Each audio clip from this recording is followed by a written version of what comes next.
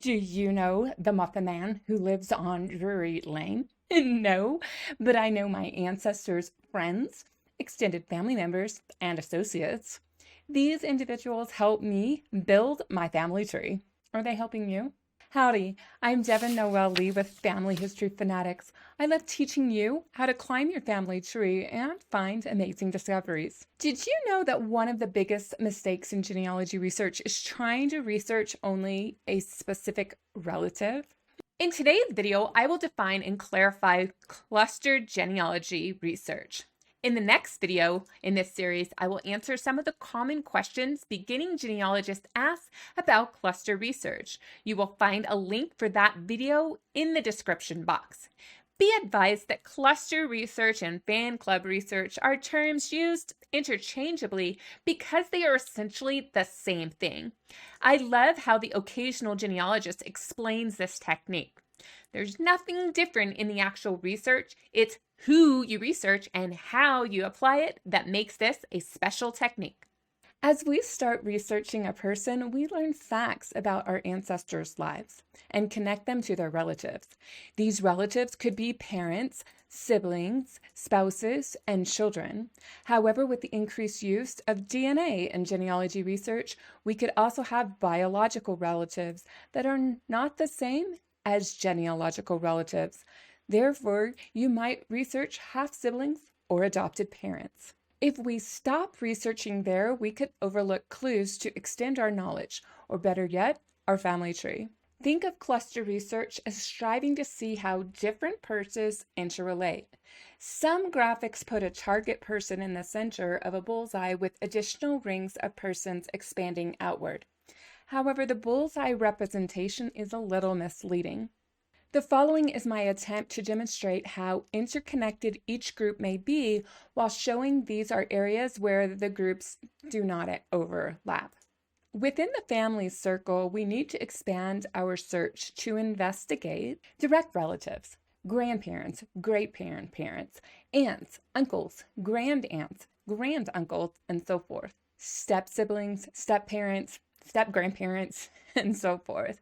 Half aunts, half uncles, half siblings, half cousins. And did you think of in-laws?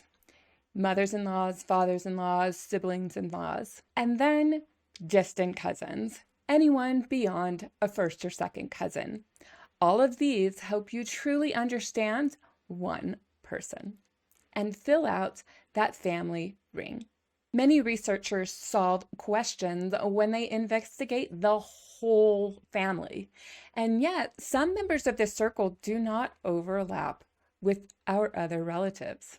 Next, who is a neighbor? A neighbor can live in the same large building as your relative. Neighbors may share land boundary lines. They may live near each other, such as individuals who live on subdivisions of land. Knowing your ancestors' neighbors can help you place them on a land map.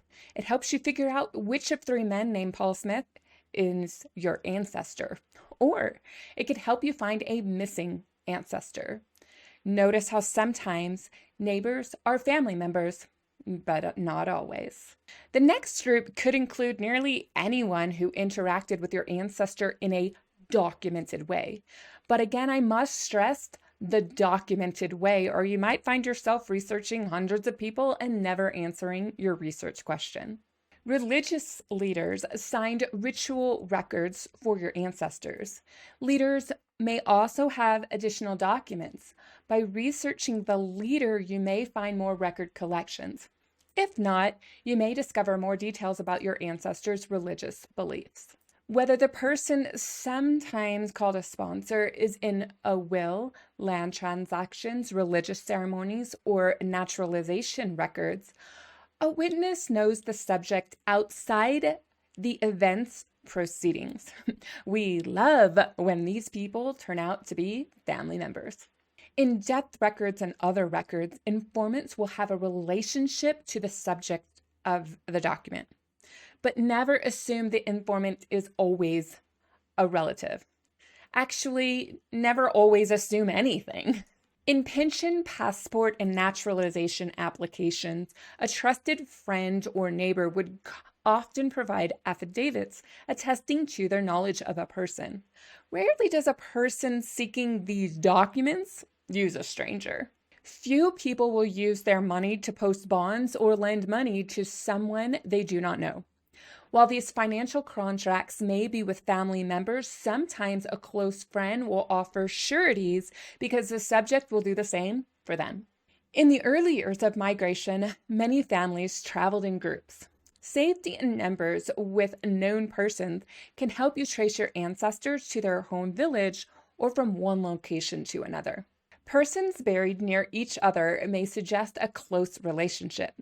For example, in my lecture, Synergizing 7 Resources to Bust Brick Walls, I share how 2 unrelated men are buried in a third man's plot. This lecture is available for only channel members. You'll find the link in the description box. Many court cases are between parties familiar with each other.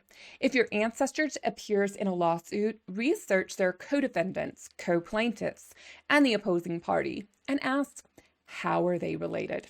If you're fortunate enough to have letters, journals, photo albums, or scrapbooks where your relative identifies their friends and associates, take time to research these individuals.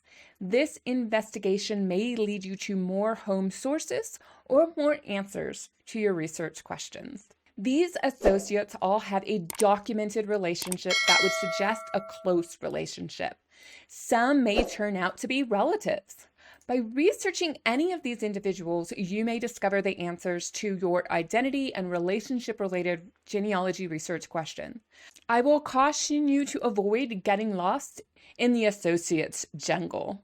You could research church members, classmates, teammates, military unit members, and people lodging in the same house.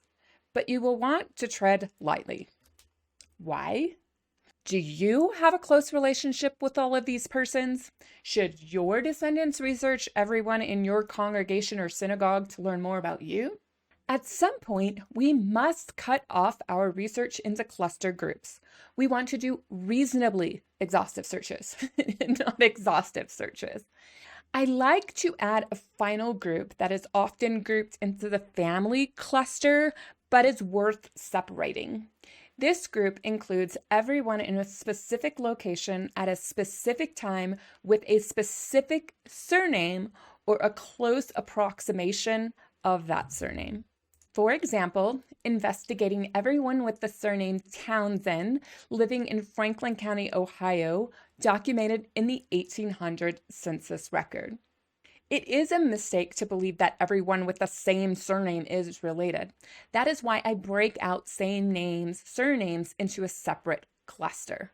Additionally, I recommend a deep surname study only after family, associates, and neighbors prove unsuccessful. I used this group when I tried to shift through the Townsends in Franklin County, Ohio, to find the parents of my Civil War ancestor, William James Townsend. By researching all of the Townsends in the time and place previously mentioned, I could not learn everything I needed to know about his parents, but I did rule out who was not his relative with the same surname in common. By so doing, I was able to discover the identities of William's likely siblings. I hope you found clarity in understanding the cluster research concept. Today's question of the day is, what answers have you found as you expanded your genealogy research to include cluster genealogy? As stated before, in the next video, I'll answer common questions genealogists unfamiliar with the fan club research process ask about doing this technique. Look for the link in the end of the video or in the description box. If you like this video, be sure to like, share, subscribe, and leave a comment. And if you're ready for the next video about brick wall research, be sure to check out this playlist right above.